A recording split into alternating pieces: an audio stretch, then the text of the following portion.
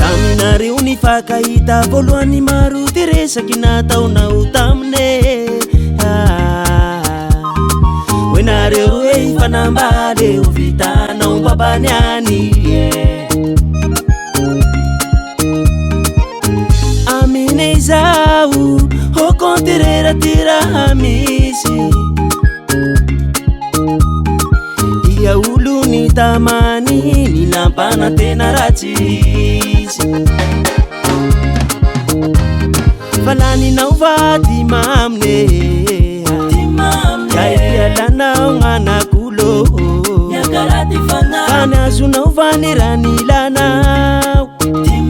kaiayala tutamizao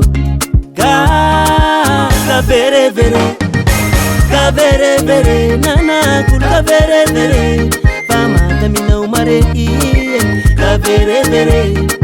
kaverevere nanakulu kaverevere fananakimpu aminao kaverevere nanakulu kaverevere famataminao mare kaverevere nanakulu kaverevere fananakimpu aminao Chirarine, anatonao azy tena chirarine. Tambitamby ko anatony anao, safosafoka anatony anao. Chirinao ko anarianao bro, vandy jiaby nataonao. Falaninao vady mamine kaialanao nganakulo kane azonao vaniranilanao kaiayala tutamizao kaverevere nanakulu kaverevere famataminao mare kaverevere nanakulu kaverevere fananakimpu aminao kaverevere nanakulu kaverevere famataminao mare kaverevere nanakulu kaverevere fananakimpu aminao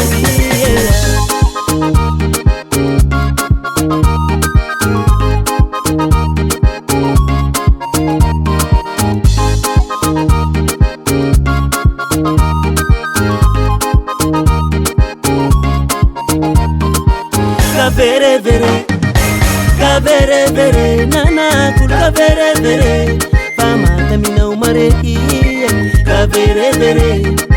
kaverevere nanakulu kaverevere fananakimpu aminao kaverevere nanakulu kaverevere famataminao mare kaverevere nanakulu kaverevere fananakimpu aminao